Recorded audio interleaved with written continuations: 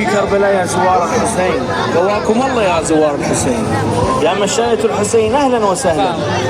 شاهدوا مقطع الافتراضي من شجاعة وشهادة مولانا أبا الفضل العباس بن أمير المؤمنين عليه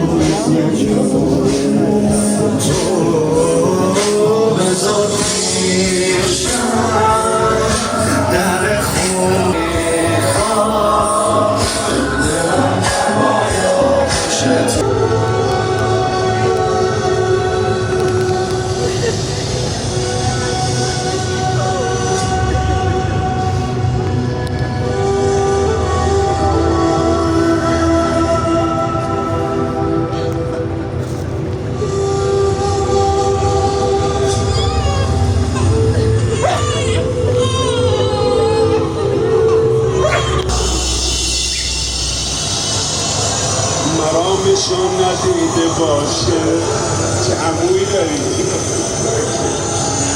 فرات از اینجا خیلی دور نیست، دیگه الان باید رسیده باشه.